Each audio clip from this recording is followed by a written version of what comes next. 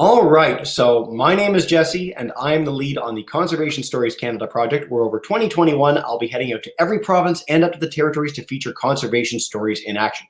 Of course, amidst the pandemic, it's been hard to get out on the road quite as much as I'd like, and so as you've seen, there's been this large series of amazing digital interviews with some of Canada's conservation leaders, both young and emerging and established from across the country, coast to coast. Today, I'm joined by Samantha McBeth, who is absolutely everywhere. Every time I see any cool thing happening in the country with regards to conservation, outreach, Arctic engagement, she is there. She is a polar guide, an explorer, a field biologist, a natural. She's done it all. Samantha, thank you so much for sitting down with me today. Thank you so much, Jesse. I'm also stuck at home and can't go north, so might as well do video calls. So it's lovely to talk to you. We'll all get on the road, but it is so nice to chat. I just, one of the things with this project that I really want to do is give people a sense of place. Canada is such a massive country. There's so much going on.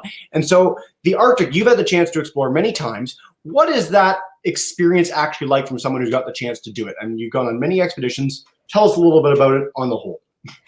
Well, it's almost indescribable. The Arctic is a really difficult place to take photos of, to film, and really accurately showcase what it is. Whenever I go to the Arctic, I always fall in love with the place again, with the massive, gigantic skies, with the landscape, with the people and the communities, with the air. I remember that being my very first reaction when I first went to the Arctic in 2014, was being flabbergasted by the fact that I couldn't really take photos of how big the mountains were and how big the glaciers were, and how wide the landscapes were. You can't capture that. You have to share stories, and you have to, get people to try to imagine that things on that scale, because that's what the Arctic is. It's something that's so big, so massive, but also really fragile and delicate. So that's it. So it's I call it love, because every time I go back out, I fall in love again. Yeah, I've never heard anyone describe it that way. That's really beautiful. I like that. And so you've had the chance to guide people, and people have come up to the Arctic for the very first time with you there with them.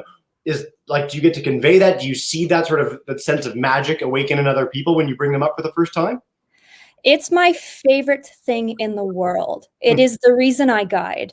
Being able to bring people and have them see what I've seen and get that emotional connection to landscapes is what I think is the most important part of guiding.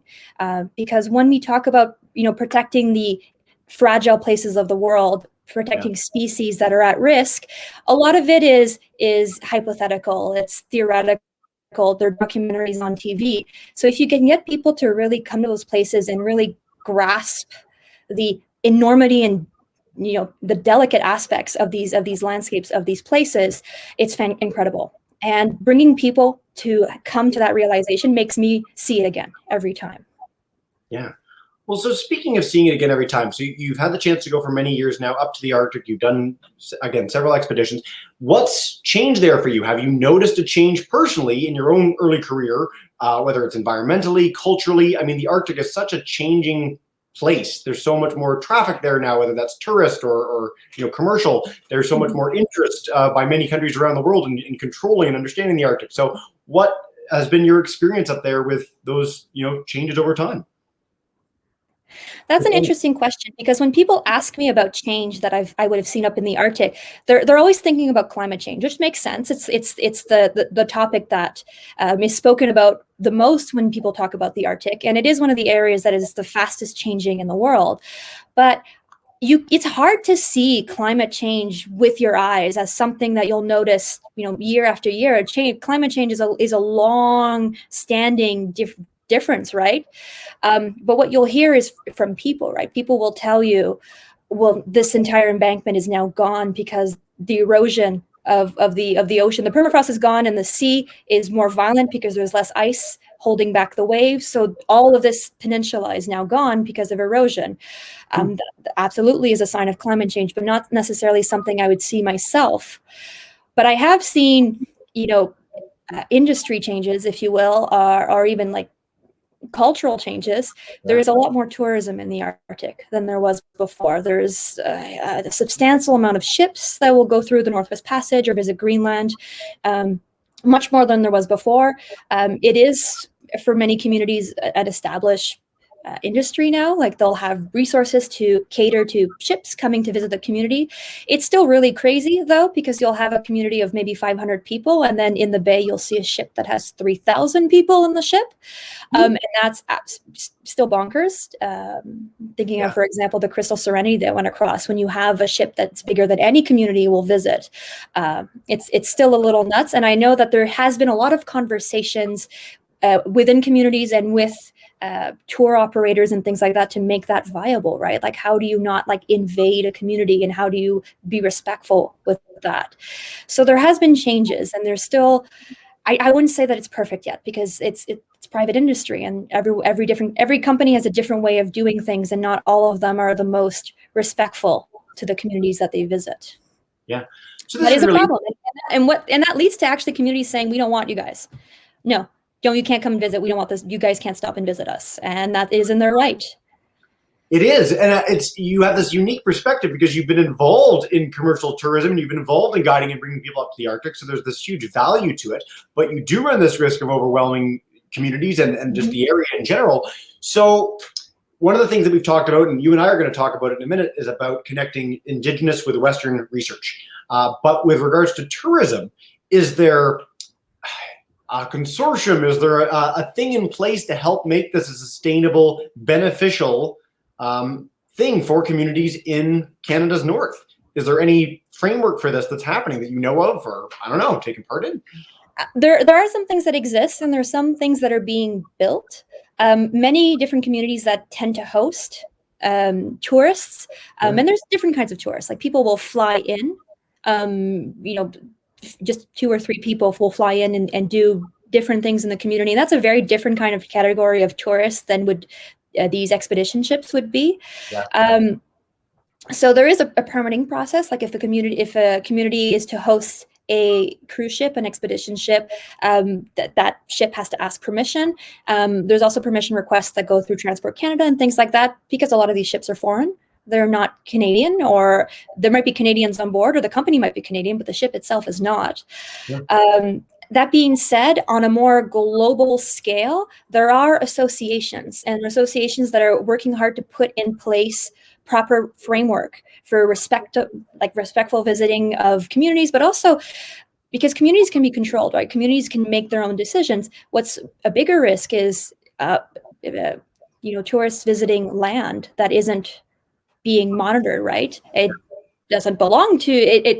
It's Inuit land. It does belong to someone, but there's a lot of places, and the Arctic is very big. So if you land somewhere because you want to go see some archaeological remains, well, you have to be respectful to that as well. And that association is called AECO, the Association of Expedition Cruise Operator.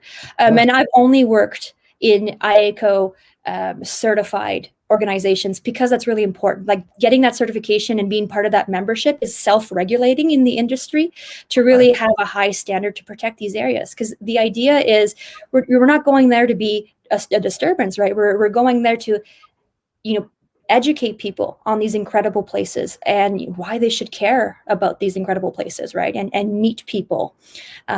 So you have to be self-critical, and you have to keep the standard high. Yeah. And are there, sorry, I've fallen down the rabbit hole of this. I find this so fascinating because it's going to change so much in the next 5-10 years. Absolutely. Are there examples of a group that, and you don't even need to give specifics, are there examples of a group going and doing something that is disrespectful to a community or to the land and getting that certification revoked? Like, is it something that's actually policed and done? Is there, yes? There definitely has been people have lost their accreditation for IACO, and that's for doing really stupid things, right? Yeah.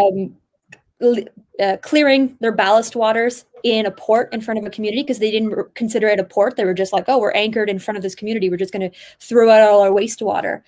I have a story, though. This is not an IACO thing, but because IACO is specifically for cruise operators, it doesn't regulate random people who have sailboats and want to go do the Northwest Passage, for example. And I have met some really crazy people doing that. When I worked on a ship on a small sailboat, and in 2008, if I remember correctly, it had only been like the second or third sailboat to have done the Northwest Passage in one go. Wow. In a single summer, because it was considered something that was very high risk and the ice made it very tricky, things like that. Now there are, 50 sailboats every year that will go through the Northwest Passage. I've had people in Pond Inlet send me photos of what the water in front of Pond Inlet looks like with all the different small little fiberglass boats that shouldn't be going around ice and stone. But I met this German group. So they had a big sailboat. They were like a floating commune. It was a very strange concept. And they had this massive flag that their objective was to go through the Northwest Passage. They had come up from the Pacific and were going towards Europe. But they were going to go to the middle of the Northwest Passage and raise this giant friendship flag in the name of the peoples of the world. And I remember I was invited, I was sitting in this sailboat telling them about Inuit Nunavut and telling them about the Nunavut land claim agreement and telling them, like, guys, German people, don't put flags in the Arctic. Like, no, this is the truth. Don't go and put flags in Indigenous territory randomly. Like, no, this is not a good idea. Talk about oblivious. And there's a lot of that, which is why having Coast Guard up there is also important for regulation, but also, saving the odd people that, need saving. In their fiberglass boats amidst the ice in the Northwest Passage. Fiberglass boats amongst the ice, right? This is fascinating. I never knew about any of this. I mean, you hear little bits and stories in the news, but to think of this in sort of the broader context and the sheer volume of things that are changing and how fast it's happening is fascinating. I'd be remiss if I didn't take the chance to talk about a little bit about some of the work that you're doing and leading into with your PhD, which is the Indigenous research connection and collaboration. It's something that I've covered in a few of these interviews so far. And so in the Arctic, there's a lot of research being done. Research institutions around the world are going there, up to Canada. Certainly a lot of groups across Canada are going up there. What does that look like nowadays? If Nunavut is entirely controlled territory by Indigenous communities, Inuit communities, if I'm not mistaken. Yes? Mm-hmm. Okay. So when research is being done there, is there a framework in place? Is there work being done to make sure that it's all done respectfully, culturally appropriately, with knowledge sharing going forward? And what's your role in that? Curious. So Nunavut is a really good example of this because it's part of it. It's written within their land claim agreement that they are allowed to accept and refuse research projects. And this is not the case across the territories or across the northern regions. There are similar systems in place, but Nunavut is really clear. They have an agency, like a government agency, that is called NERB. So it's the Nunavut Impact Review Board. And if you are going to do environmental work or pretty much any kind of project, I'm not too sure about social or health projects if they'll go through NERB, but definitely anything that's environmental related or landscape related, you have to have your project approved through NERB. So you can't just come in, even if you are associated with a research station or a base, because there are a few up there, your project has to be approved. And that looks at the impact. So if there's landscape impact, if it also interferes with potential historic sites or archaeological sites, things like that. So there is that element of control there. Part of the big issue, and honestly, one of the big things that has come to face with the COVID-19 pandemic is a lot of northern research is not done by northerners. It's not people who are in the north controlling or are putting together those research projects. It's southerners, it's people from southern Canada, or it's people from around the world, right, that are flying in, doing their projects and leaving. Right. And these conversations have been happening for a long time. Like, this is not a recent development, but that idea of increasing capacity building to allow northerners more involvement in projects, and also having them lead the projects, right? Having community-led projects or northerner-led projects. And I have to say, it's been case by case.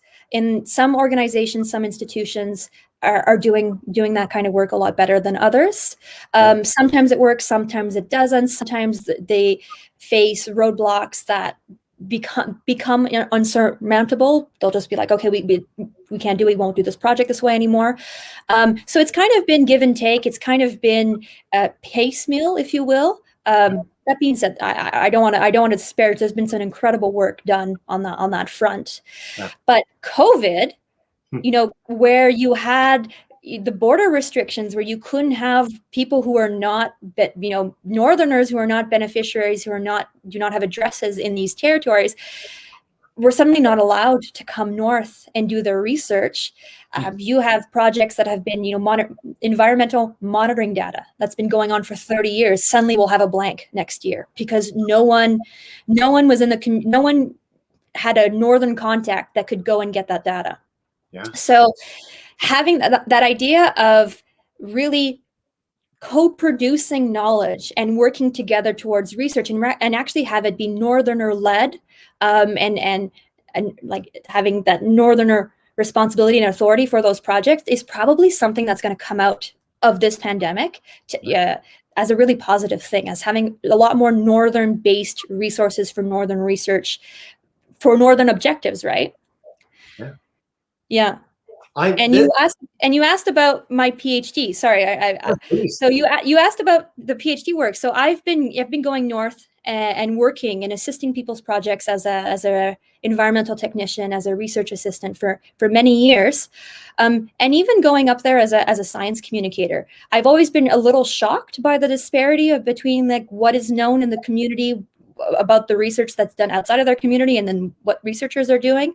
And I know there are exchanges, right? Like researchers will come in and do a PowerPoint presentation to let people know what they're doing, but that doesn't always work. It doesn't really take into account people's way of understanding and learning. And it also doesn't always create the best context for meaningful exchange, right? Because there's Western knowledge, there's science, but people have been living in the Arctic since time immemorial, and they know how to read the land. They know how to gather data. They might not call it that way, but they're definitely doing their own kind of research and analysis, and they're using their own knowledge systems, right? So that integration of different ways of knowing, Western ways of knowing, Indigenous ways of knowing, but also interdisciplinary between different just kinds of disciplines, right? Like having ecology work with sociology, work with health. Right. It's been one of the kinds of projects. It's been the kinds of projects that are the most common now. Like there's a lot of those kinds of projects happening. Yeah. But as a researcher going north and seeing these projects take place, I hear things like, oh yeah, communities are consulted, communities are involved. We've integrated, we've looked at traditional knowledge. And I've been curious to see if that's really been the case. Like in the most basic of ways, like really? Has anyone really looked at how that's been going on? If it's, working properly? Is it having positive effects on community members, on Northern development, on Northern self-governance? Yeah. So my PhD, I'm moving away from environmental sciences. I know it's terrible. I'm actually going to do an interdisciplinary PhD that has a strong social component. And that social component is going to allow me to really question the learnings, like really look at the kind of learning that happens when people say they're doing knowledge co-production. And I'm joining a big project that's going to happen in Nunatsiavut in the next few years. And they're doing some really cool climate change, ocean analysis. They're working with all the communities. They're working with a whole bunch of different like Nunatsiavut governments and things like that, federal government. So there's a whole bunch of people involved.